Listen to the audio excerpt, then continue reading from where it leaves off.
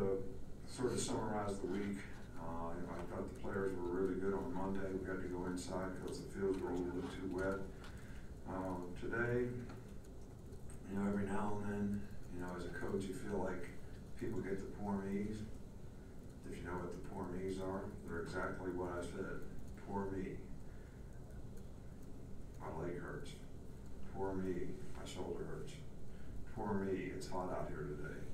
Poor me, I don't feel like practicing. So, to me, I'm not big on the poor me's. I like people not to do what they feel like doing, but to choose to do what they need to do to get better. And that has been very, very good all spring. Today, it could have been better. I think practice went better as we went. But we need to keep working on that. That's a signal to me of mental toughness, ability to sustain in difficult circumstances, which we're certainly going to have our share of in the competitive environments that we play in. And that's one of the things that you're trying to develop in the off season. So, this scrimmage this week will probably cover some other situations. I would hope that a lot of the young players who probably had a lot of anxiety, last week relative to first time playing, first time being in the stadium, first time college scrimmage, that, those guys would probably make the most improvement. But, last week I thought we really played well on offense. First defense was okay, but certainly some areas to improve in. But the depth of our team overall has got to improve. We need more people who can be responsible and accountable to do a job at a standard where we feel like that they can play winning football, and that's certainly going to be the goal that we continue, to work on. We have, spent time this week on other opponents. We started that this week, which we usually do this time of year, things that we don't really see much from our offense and things that the offense sees that they don't really see from the defense. So that's something that's been very beneficial, I think, situationally to a lot of players.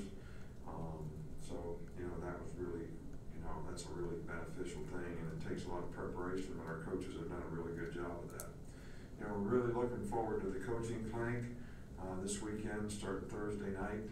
It's always, sort of an honor for us to be able to put on a really, really quality clinic that, the high school coaches who do so much for us, do so much to promote our game, do so much to develop players, a lot of whom have played here and contributed to our success, to do something to give back to them. So we've got some really good speakers, Freddie Kitchens, Matt Patricia, Mark D'Antonio, Jeff Brom, Joe Judge, Kevin Elko. My only disappointment is that we have a rule that high school coaches cannot speak at our clinic. I think that's, we all need to keep in mind the professional advancement that we all try to learn from each other, and I think it's beneficial when some of the very successful high school coaches are given the opportunity to, share some of their thoughts and ideas to help, other coaches develop. But it is what it is, and so we do the best we can with our coaches and people that we come in that we feel can do a really good job of trying to, help this group. Coach, we'll start in the back with Cecil. Coach, I'd like to ask about the running backs. Last year you had sort of a diverse group, particularly with Josh, different skills, and some years, or at least one year, you had a guy like Derrick Henry who was able to carry it 35, 40 times a game. Which is either of those the direction we're going in with running backs, or what kind of group do you have back there? No, I really feel like, Najee and B-Rob are both really good players. I think both of them have got a significant amount of experience in the past. I think they're ready to take the next step in terms of making a really significant contribution. They both had really good springs.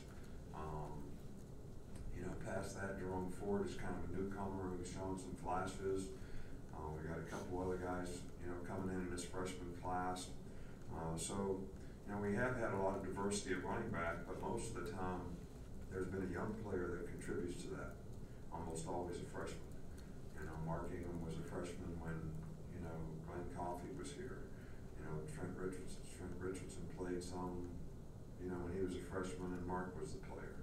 And if you just go through the history of, all the guys, I think Eddie Lacy was probably the only guy that didn't play some quite a bit when he was a freshman, and that's because he was a late qualifier and got here late in the summer. So I would expect that we get some help from that group, from some young players, as well. But I'm really satisfied with those two guys. I would feel a little more comfortable if we had a few more guys that show that they can play with the consistency and performance that can add even more depth at that position. Stand in the middle here with Michael. Yeah, since the scrimmage, what have you seen from the defensive line and middle linebackers after that scrimmage? We've moved some guys around to try to give some people some opportunities that we thought played a little better. I think that's helped us some. We got a lot of young players playing there, and that's kind of what I was referring to, that I think those guys have been a little more consistent this week in practice. It's just part of their development to get a little more confidence in what they're doing first scrimmage. Maybe next time they don't have as much anxiety, they can stay a little more focused and try to do things the way they're being taught to do them, rather than just trying to survive. So I think we made some improvement in that area this week. Stand on the left, Chris Walsh. In a general sense, can you give us an idea of when you target an area that you want to improve, say like offensive play in the red zone, when does that start? Do you kind of go back, do you kind of start from scratch, and how much does it play a part in the spring? Well, I think that, the first thing you always do is you do quality control on yourself. So you self-scout, and through these self-scout statistics, you sort of find out how efficient were we in an area.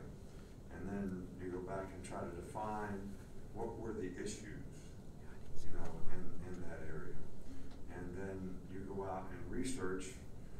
If you don't have the answers, you go out and research to try to find the answers to what you can do to improve in those areas by meeting with people in some circumstances that have had more success, or maybe have some new ideas, or sort of philosophically figure it out on your own that, hey, when we tried to do this, it wasn't very successful.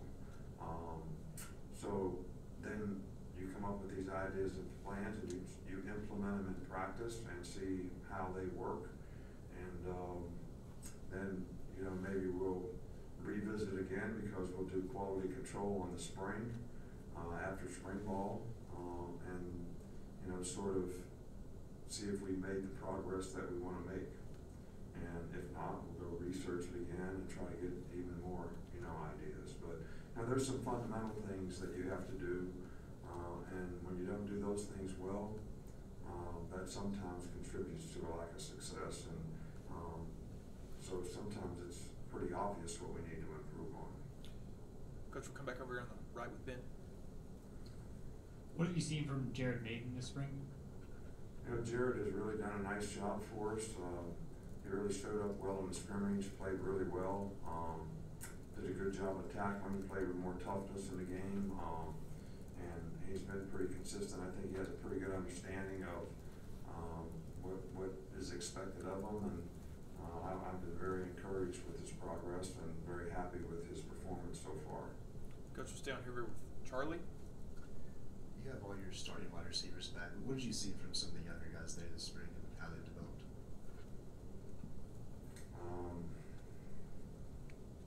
You got specific questions about a certain guy, or?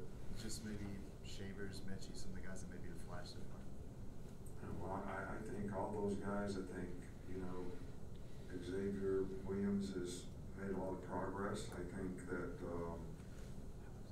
John Mechie has shown flashes of doing things really, really well. I think Slade Bolden has, made some plays, and Shavers is better. So I feel much better about the depth of that position than in the past. So, and I think that's a good thing. And it also helps on special teams, because a lot of those guys are good special teams players. Two quick ones to finish up, Alex, and then Taryn. You've talked about how young this team is right now. Knowing how young your roster is at the moment that change and you approach spring from like a teaching standpoint, trying to teach more, or fundamentals? Well, we always try to teach fundamentals. You know, we're trying to teach guys what to do. We're trying to teach them how to do it. We're trying to teach them why it's important to do it. We're going to have a lot more young guys come in that hopefully can make a contribution.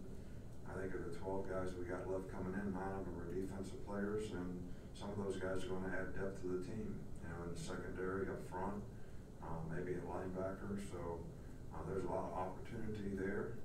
You know, we got a tight end coming in. That's an area where, you know, we need some help. Couple running backs on offense where we need help. So we're going to get younger before we get older. And we're going to try to do a good job of trying to teach those guys what we can during summer. But look, I'm a whole teacher. And I think, you know, it's like taking a bucket of whatever you want to call it. I don't want to call it what I call it, but throw it up against the wall and see what sticks. Put what falls down in the bucket again and throw it up there again. And if you do it enough times, it's all sticks. So that's, you know, I know you think I'm crazy, but that's how we've always done it.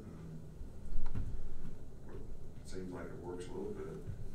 Coach, last one with Terry. In a scrimmage itself, how much more do you learn about your team as opposed to practice? Well, I think you learn a lot about individual players' ability to, you know, go play. You know, I think good coaches are trying to reinforce players in practice after every play. So they're telling them you did this well, or you need to do it this way, or you made a mental error, or you're getting corrected, or you did a good job, or whatever. So you're trying to reinforce guys on every play. Well, sometimes players, you know, are kind of depending on that reinforcement all the time in practice. But in a game, there's no coach out there. And, you know, I used to coach like that when I was an assistant, and we'd have a scrimmage at the Cleveland Browns, and, you know, Belichick would chew my butt out, man. He'd say, let the players play. I was like, wow, I never had my butt chewed out before for coaching, teaching, but I have to say the same thing sometimes to our coaches now, right? Because it's a time where you just got to let the players play. Because in the game, they got to know what to do. They got to know how to do it. They can't depend on somebody else to make a call for them. They can't depend on somebody else to recognize things for them. So we actually do stuff in practice now. When we do team move the field, I make the coaches get off the field, make the calls, let the players play. And when you get to scrimmage, then they're more ready for the scrimmage because they got to go out there and execute, make their own calls, and do things on their own.